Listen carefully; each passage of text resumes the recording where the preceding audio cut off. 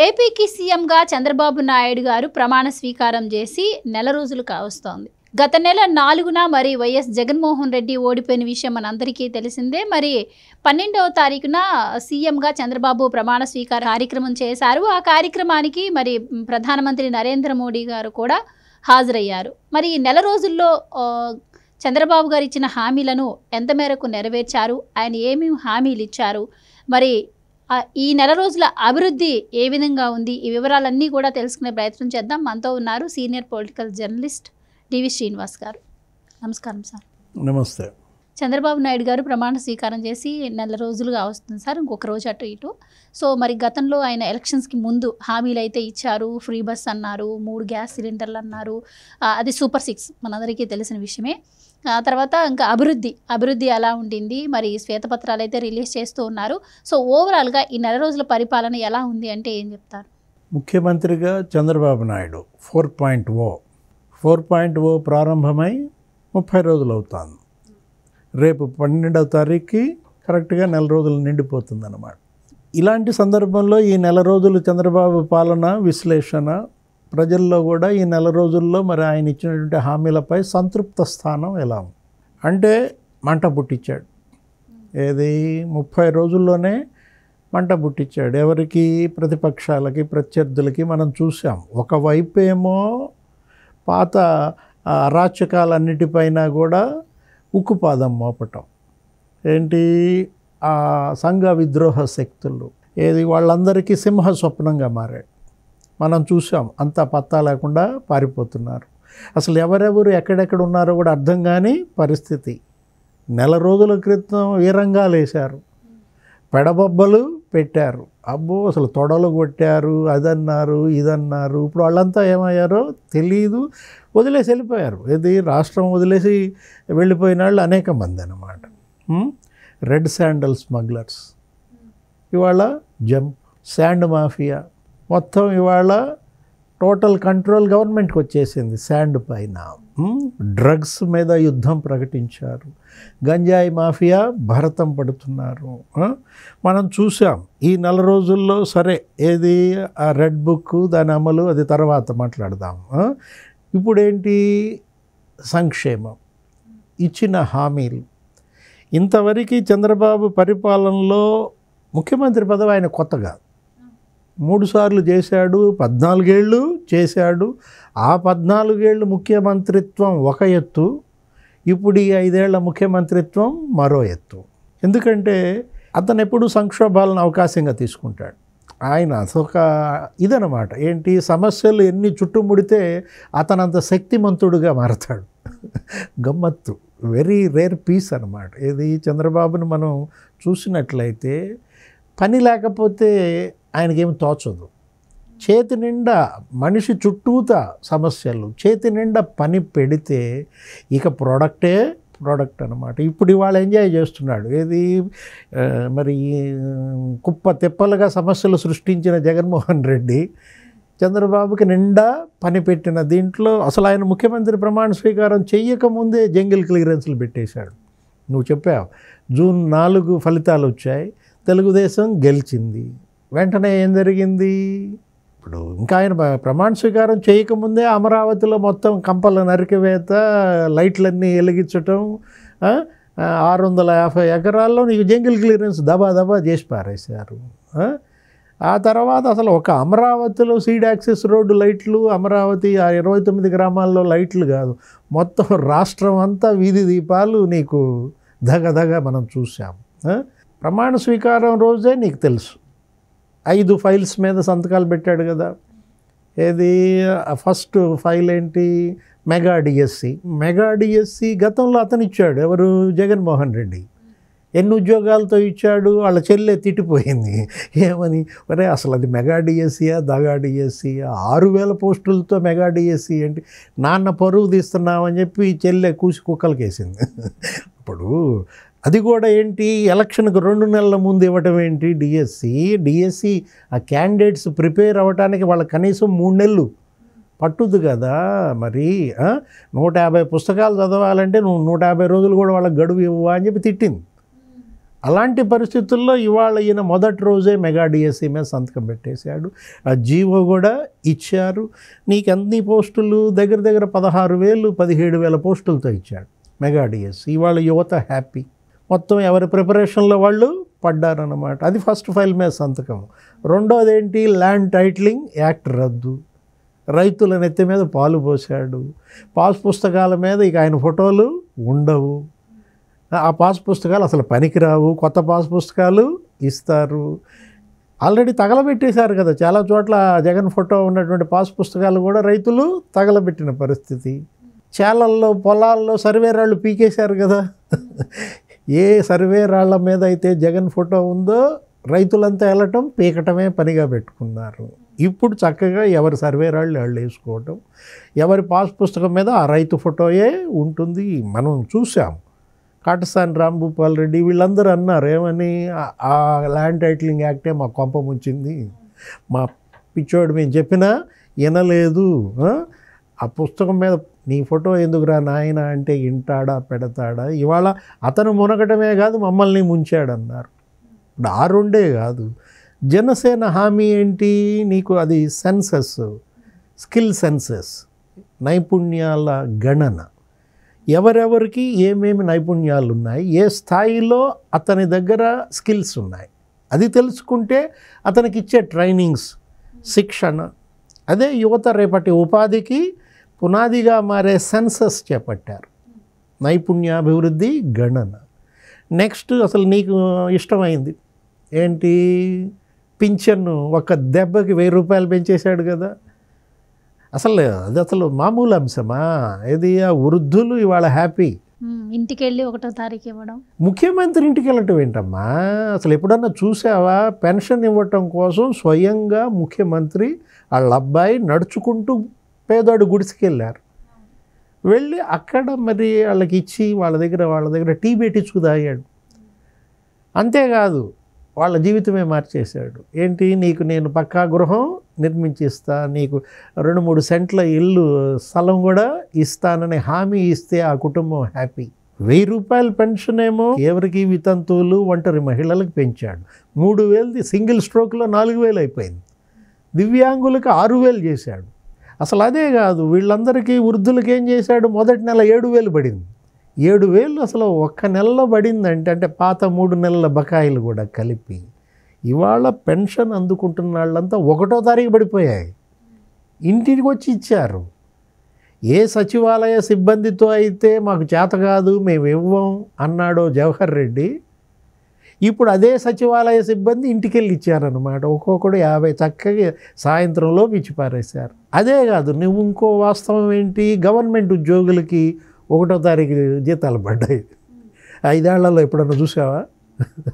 Government ఎంప్లాయీస్కి 15వ తారీఖు దాకా జీతాలు వచ్చాయి కాదు. ఆ ఈఎంఐలన్నీ జంప్ అయిపోయాయి, ఆ బ్యాంక్ వాళ్ళతో తిట్లు. అలాంటిది గవర్నమెంట్ ఎంప్లాయీస్కి 1వ తారీఖు జీతాలు పడ్డాయి. రిటైర్డ్ గవర్నమెంట్ ఎంప్లాయీస్కి పెన్షన్ పడిపోయింది. జగన్ ఓటమికి వాళ్లే కదా ప్రధాన కారణం. వీడు మా పరపతినే దెబ్బతీశాడు, మాకు వచ్చే జీతాలకి అడ్డం పడ్డాడనే కదా ప్రభుత్వ ఉద్యోగులంతా కూడా ఇవాళ గుద్దొదులు పెట్టింది. పెన్షనీర్స్ పార్టీయే అసలు చంద్రబాబుకి చేసింది. నెక్స్ట్ ఇంకా మనం చూసాం ఇంకో హామీ ఏంటి, 5 సంతకాల్లో అన్నా క్యాంటీన్స్, 183 అన్నా క్యాంటీన్లు రేపు ఎప్పుడో ఓపెన్ చేస్తున్నారు. నారాయణ మొత్తం అంతా తిరిగి ఆ భవనాలన్నీ పాడుపెట్టాడు కదా. అన్నా క్యాంటీన్ భవనాలన్నీ పాడుపెట్టినాటికి అదేదో మరమ్మతులు అవి జరుగుతూ నీకు ఆగస్టు 15కే ఓపెన్ చేస్తారంటున్నారు. ఆగస్టు 15కి నువ్వు వెళ్ళి తినచ్చు శుభ్రంగా అన్నా క్యాంటీన్లో మంచి టిఫిన్ బ్రేక్ఫాస్ట్, 5 రూపాయలకే అల్పాహారం అన్నమాట. 20 కోట్లతో మరమ్మతులు చేస్తున్నారు. అక్కడ కావాల్సినన్నీ కూడా కొత్తవి కూడా ఒక 20 అన్నా క్యాంటీన్ల బిల్డింగ్స్ కూడా కడుతున్నట్టున్నారు. 5 సంతకాలు మొదటి రోజు చేసి పారేశాడు, జీవోలు ఇచ్చేశారు ఇవాళ. ఇలాంటి పరిస్థితుల్లో నీకు రీసెంట్గా మళ్ళీ ఏం జరిగింది, మొన్న శ్వేతపత్రాలు ఇస్తున్నాడు, వరుస పెట్టి నీకు 3 శ్వేతపత్రాలు ఇచ్చేశాడు. అమరావతి, నీకు ఇసుక, విద్యుత్. అంటే ఏంటి, వైట్ పేపర్ ఇవ్వటం ద్వారా ఒకప్పుడు ఎలా ఉంది ఆ 5 ఏళ్ళు చంద్రబాబు హయాంలో ఎలా ఉంది, తర్వాత 5 ఏళ్ళు జగన్ ఎలా నాశనం చేశాడు, ఇప్పుడు what next, future action plan, రాబోయే 5 ఏళ్ళు ఎలా మనం ముందుకెళ్ళాలి అనే అవగాహన కోసం, ప్రజల్లో వాస్తవాలు తెలియజేయటం కోసం శ్వేతపత్రాలు ఇచ్చాడు. ప్రజల్లో ఇవాళ ఆయన పట్ల భరోసా మరింత పెంచుకునే ప్రయత్నం, జగన్మోహన్ రెడ్డి చేసిన నాశనాన్ని తలుచుకుని తిట్టుకునే పరిస్థితి. మరి అసలు సీఎం అయిన 4వ రోజే ఏం చేశాడు, అమరావతిలో పర్యటించాడు. మొత్తం ఆ కట్టినటువంటి ఆ బిల్డింగ్స్, ఆ పాడుబెట్టిన బిల్డింగ్స్ అన్నీ చూశాడు, బాధపడ్డాడు. కళ్ళంటే నీళ్లు కూడా వచ్చిన పరిస్థితి అన్నమాట. అక్కడ ఆయన కట్టిన ఐఏఎస్ క్వార్టర్స్ కానీ, ఆ తర్వాత మంత్రుల క్వార్టర్స్ కానీ, ఆ పాడుబెట్టిన విధానం, జంగిల్ పెరిగిపోయింది. అసలు మరి శాశ్వత భవనాలు, సెక్రటేరియట్, హైకోర్టు అవి అసలు మునిగిపోయాయి, చెరువుల్లాగా మారాయి. అన్నీ చూశాడు, ఏం చేయాలో ఒక అవగాహనకి వచ్చాడు. నెక్స్ట్ ఎప్పుడది 7వ రోజు పోలవరం వెళ్ళాడు, ఫీల్డ్ విజిట్, క్షేత్రస్థాయిలో అక్కడ పర్యటించాడు, మళ్ళా బాధపడ్డాడు. మళ్ళా ఇంకో కన్నెమ్మటే నీళ్ళు వచ్చాయి. అదేంటి అసలు అక్కడ డయాఫ్రమ్ వాల్ దెబ్బతింది, గైడ్ బండు కుంగిపోయింది. మామూలు నాశనం కాదు కదా జగన్ చేసిన నాశనం, మొత్తం ముదనష్టమే చేసిన పరిస్థితుల్లో ఏమైంది, ఇవాళ ఆ డయాఫ్రమ్ వాల్ మళ్ళీ కట్టాలంటే మళ్ళీ 1000 కోట్లు కావాలి. కట్టిందే 450 కోట్లతో, దానికి మళ్ళీ మరమ్మతులు చేసింది 450 కోట్లు. అదో 900 కోట్లు దండగా, ఇప్పుడు ఇంకో 900 కోట్లు కావాలా.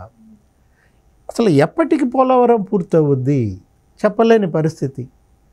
మరో 5 ఏళ్ల కన్నా పోలవరం పూర్తి చేయగలమా అనేటువంటి పరిస్థితుల్లో ఏం చేశాడు, ఇక తట్టుకోలేక ఢిల్లీ వెళ్ళిపోయాడు. ఢిల్లీ వెళ్ళి ప్రధాని మోడీతో భేటీ అయిపోయాడు, వినతి పత్రం ఇచ్చాడు. శాలువా కప్పుతాడులే, ముందు నువ్వు వెంటనే వినతి పత్రం పెట్టాడు, ముందే లడ్డు ఇస్తాడు, ఆ విగ్రహం ఒకటి చేతిలో పెడతాడు వెంకటేశ్వర స్వామిది, శాలువా కప్పి ఏం సార్ మరి మా సంగతి చెప్పండి అని అడిగాడు ప్రధాని మోడీ. ఇవాళ మోడీ మరి తెలుగుదేశం ఎంపీల బలం మీదే ఆధారపడి ఉన్న పరిస్థితుల్లో తెలుగుదేశం ఏది అడిగితే అది చేసే పరిస్థితి మనం చూసాం. అమరావతి, పోలవరం, పూచి నాది అన్నాడు ఎవరు, మోడీ. రాజధానికి శంకుస్థాపన ఆయనే కదా చేసింది. అప్పుడు ఆ పార్లమెంట్ నుంచి తెచ్చాడు కదా మట్టి, ఆ యమున నుంచి నీళ్లు తెచ్చాడు. పాపం అందరూ తిట్టి వదిలిపెట్టారు, మా ముఖాన్ని మట్టి కొట్టాడు, నీళ్లు కొట్టాడని. బీజేపీ కూడా చాలా ట్రబుల్లో పడింది అప్పుడు. అలాంటిది మరి బీజేపీని ఆదరించారు. తెలుగుదేశంతో పొత్తు పెట్టుకుందనే ఒక దీనితో, జనసేనతో పొత్తు పెట్టుకున్న దీనితో బీజేపీని 6 ఎంపీ సీట్లలో గెలిపించారు. ఏ తెలుగు ప్రజలు అయితే బీజేపీని తిట్టారో వాళ్ళే గెలిపించిన దీంట్లో అర్థం చేసుకుంది బీజేపీ అధినాయకత్వం. ఆంధ్ర ప్రజల యొక్క అభిమానం మరి మనం పోగొట్టకూడదు కాబట్టి తప్పనిసరిగా మీకు ఇవ్వాల్సిన నిధులు ఇస్తానన్నాడు. రేపు బడ్జెట్లో కూడా పెడుతున్నారని మనకు తెలిసింది. ఏంటి, కేంద్ర బడ్జెట్లో కూడా ఇవాళ చూసావు నువ్వు మీడియాలో ఎంత ఫ్రీ ఇసుక కావచ్చు. నెక్స్ట్ ఇంకా ఈరోజు చూస్తే బీపీసీఎల్ ప్రాజెక్ట్ కూడా 60,000 కోట్లతో మరి మచిలీపట్నం వస్తుంది. బాలసౌరి వాళ్ళని తీసుకొచ్చి సీఎంతో భేటీ కూడా, ఇది బీపీసీఎల్ ప్రతినిధులు, నీకు 60,000 కోట్ల పెట్టుబడులు వచ్చాయంటే ఇవాళ మచిలీపట్నానికి ఇక మహర్ దశ. వాళ్ళు ఏమన్నారు, వాళ్ళ కోసం అనేక మంది పోటీ పడుతున్నారు. గుజరాత్ మాకు కావాలంటోంది, మహారాష్ట్ర మాకు కావాలంటోంది. ఇప్పటికి వాళ్ళు ఆల్రెడీ 3 స్టేట్స్లో పెట్టారు ఇది బీపీసీఎల్ రిఫైనరీ. మనకి విభజన చట్టం ప్రకారం మనకి పెట్రోలియం కాంప్లెక్స్ రావాలి, రిఫైనరీ రావాలా. అందుకని ఇవాళ వాళ్ళు ఒక 2,000 ఎకరాలు మాకు కావాలి అనేసరికి మరి మచిలీపట్నం దగ్గర మీకు 2,000 కర్మ అవసరమైతే ఇంకో 500 ఎక్కువే ఇస్తామని వాళ్ళు తీసుకొచ్చిన దీంట్లో అటు ఆ పోర్ట్ వస్తుంది. నెక్స్ట్ ఇంకోటి నువ్వు అన్నావేంటి, ఉచిత ఇసుక, ఏది దానికోసం మరి సపరేట్గా ఇచ్చేసిన పరిస్థితుల్లో జీవో 43 వచ్చింది. నెల రోజుల్లో నీకు ఇంత మరి చెయ్యొచ్చు అనేది మొదటిసారి చూస్తున్నాం. అక్కడ తెలంగాణలో రేవంత్ రెడ్డి కూడా ఏమడిగాడు, 3 నెలలు అడిగాడు, 3 monthsలో మేము చేస్తామని చెప్పాడు. ఆయన ఇచ్చాడు 6 గ్యారంటీలు అక్కడ. ఎవరు, రేవంత్ రెడ్డి, కాంగ్రెస్ పార్టీ కూడా తెలంగాణలో. కానీ వాళ్ళు పెట్టుకున్న పీరియడ్ ఎంత, 100 రోజులు పెట్టుకున్నారు. కేసీఆర్ కూడా వాళ్ళని వదిలేశాడు. ఏమని, సరే వాళ్ళు 100 రోజులు అడిగారు కదా, 100 రోజులు మనం ఏం మాట్లాడద్దు అని వాళ్ళు కూడా మంచిగా నిగ్రహంగా ఉన్నారు. కానీ చివరి బరస్ట్ అయ్యారు. 3 months వాళ్ళు పెట్టుకుంటే రేవంత్ రెడ్డి తెలంగాణలో 3 నెలల్లో చేసింది చంద్రబాబు నెల రోజుల్లో చేసి పారేశాడు ఇక్కడ ఆంధ్రప్రదేశ్లో. అదే గురు శిష్యుల మధ్య పోటీ అంటే. అన్నాడు కదా రేవంత్ కూడా, ఏమని అక్కడ ఆయన గెలిచాడు రా నాయన, నా కొంప ముంచాడు. ఇప్పుడు ఆయన 18 గంటలు పనిచేస్తాడు, నేనేం 12 గంటలే పనిచేస్తున్నా, నేను కూడా 18 గంటలు పనిచేస్తే తప్ప ఇవాళ ఆంధ్రప్రదేశ్ పోటీని నేను తట్టుకోలేను అని రేవంత్ రెడ్డి అన్న మాటలు రేపటి రాబోయే భవిష్యత్ సూచికలు. అంటే ఏంటి? పెట్టుబడుల గమ్యస్థానంగా ఆంధ్రప్రదేశ్ పోటీ ఇవ్వబోతాను. జగన్లాగా కాదు కదా. జగన్మోహన్ రెడ్డి ఏం చేశాడు? సాగిలపడ్డాడు, కేసీఆర్కి తాకట్టు పెట్టేశాడు, అక్కడ ఢిల్లీకి తాకట్టు పెట్టేసిన పరిస్థితుల్లో ఇవాళ మళ్ళా స్వర్ణయుగం ప్రారంభమైందనమాట. దేనికి? ఆంధ్రప్రదేశ్కి. ఇవాళ మళ్ళా అతను పెట్టుబడులు నువ్వే చెప్పావు, BPCL 60,000 crore వస్తుందని. ఆల్రెడీ ఇప్పటికే అనేక మంది పారిశ్రామికవేత్తలతో అటు కర్ణాటక వెళ్ళినప్పుడు అక్కడ బెంగళూరు ఎయిర్పోర్ట్లో మాట్లాడాడు. ఎవరికి వాళ్ళు వచ్చి ఆయన్ని కలుస్తున్నారు, రోజు సమీక్షలు. వాళ్ళ సీఎం ఆఫీస్ కళకళలాడుతోంది. ఇంతకుముందు సీఎం ఆఫీస్కి ఎప్పుడన్నా సీఎం వెళ్ళాడా? తాడేపల్లి ప్యాలెస్ బయటకు వచ్చాడా? కాకపోతే ఏం చేస్తున్నారు? ఇది భరించలేక గగ్గోలు పెడుతున్నారు. ఏంటి? రకరకాలుగా ఉచిత ఇసుక అన్నారు కదా, మీరేంటి మళ్ళీ డబ్బులు అడుగుతున్నారు, 150 వసూలు చేస్తున్నారు, 600 వసూలు చేస్తున్నారు, ఇలా అంటున్నారు అన్నమాట. చేసింది స్వాగతించటం, చేసేదాకా వేచి ఉండటం లేకుండా ముందే విమర్శల వల్ల వీళ్ళు అబాసు పాలవుతున్నారు. ఇంకా రెడ్ బుక్ అసలు బిగినింగ్లో నువ్వు చెప్పమన్నది మంట పుట్టిస్తున్నారు కదా. లోకేష్ కూడా ఏంటి? Home minister firebrand. ఎవరామె? అనిత అసలు హోమ్ మినిస్టర్ అనగానే వీళ్ళకి తడుస్తున్నాయి, బెంబేలు ఎత్తిపోతున్న పరిస్థితి. మామూలు మంట పుట్టించట్లేదు ఆమె. ఇప్పుడు మంగళగిరి పార్టీ ఆఫీస్ మీద దాడి 2.5 ఏళ్ళైంది. ఎవరిని పట్టించుకోవాలా? ఇంతవరకు అతిగతి లేదు. ఏం జరిగింది? 10 మంది జైలుకి వెళ్ళారా? ఇప్పుడు ఆల్రెడీ మొదటి రోజు 7గురిని అరెస్ట్ చేశారు, నిన్న ఒక 3గురిని అరెస్ట్ చేశారు. మొత్తం అందరినీ గుర్తిస్తున్నారు. దగ్గర 60 మందిని గుర్తించారంట. మనం ఎవరికాళ్ళు బెయిల్ తెచ్చుకునే పనిలో పడ్డారు. ఎవరెవరు? చివరికి ఆర్కే బెయిల్ కోసం వెళ్ళాడంట, దేవినేని అవినాష్ బెయిల్ కోసం వెళ్ళాడంట, Sajjala bail petition వేసాడంట, Jogi Ramesh bail petition వేసాడంట. కొన్ని బెయిల్ పిటిషన్లను డిస్మిస్ కూడా చేసింది. నిన్న మొన్న వేసిన బెయిల్ పిటిషన్లు మమ్మల్ని ఇన్వాల్వ్ చేయబాగండి రావు గారు అంది కోర్టు కూడా. మీరు కొట్టుకు వచ్చి వాళ్ళ ఆఫీసు నువ్వు దగలబెట్టి అరెస్ట్ చేయకుండా బెయిల్ ఇవ్వమని నన్ను అడిగితే నేను ఎట్లా ఇస్తాను అని చెప్పి ఆయన ఆ బెయిల్ పిటిషన్లు తిరస్కరించాడు. ఇవాళ కొన్ని బెయిల్ పిటిషన్లు రేపు వాయిదా పడ్డాయి. అంటే భయం వచ్చేసింది. ఇన్నాళ్ళు జగన్మోహన్ రెడ్డి గ్యాంగ్ జనాన్ని భయపెట్టారు, ఇప్పుడు వాళ్ళే భయపడే పరిస్థితి వచ్చింది. పిన్నెల్లి రామకృష్ణారెడ్డి ఏ ముహూర్తాన జైలుకి వెళ్ళాడో కానీ ఇక క్యూ కట్టారు. వరుస పెట్టి మాజీ ఎమ్మెల్యేలంతా జైళ్ళకి వెళ్తున్నారు. అక్కడెవరో సుధాకర్ అంట కోడుమూరు, ఆ మహిళ వేధింపుల కేసుల్లో అతను కర్నూలు జైల్లో, పిన్నెల్లి రామకృష్ణారెడ్డి నెల్లూరు జైల్లో. ఇక వరుస పెట్టి ద్వారంపూడి చంద్రశేఖర్ రెడ్డి అంటున్నారు, రేపో మాపో అతను jail, rice ration mafia don. వీళ్ళు బెయిల్స్ తెచ్చుకోవటము, వాళ్ళు జైళ్ళకు వెళ్ళడము. ఇవాళేంటి? గన్నవరం తెలుగుదేశం పార్టీ కార్యాలయం పైన తగలబెట్టారు. మరీ దారుణం. 150 మంది పైన కేసులు ఉన్నాయి. ఇప్పుడు దానిలో కూడా ఒక 70 మందిని గుర్తించారు. ఇవాళ ఒక 15 మందిని లిఫ్ట్ చేశారు. ఏంటి? అరెస్ట్. మరి రిమాండ్ ఇస్తారో లేదో చూడాలా. అంటే తప్పు చేస్తే నువ్వు తప్పించుకోలేవు. ఇవాళ కాకపోతే రేపైనా శిక్ష తప్పదు. అధికారం అండతో 4 రోజులు నువ్వు పోస్ట్పోన్ చేసుకుంటే చేసుకోగలవు శిక్షని. కానీ చట్టం చేతులు చాలా పొడవైనవి.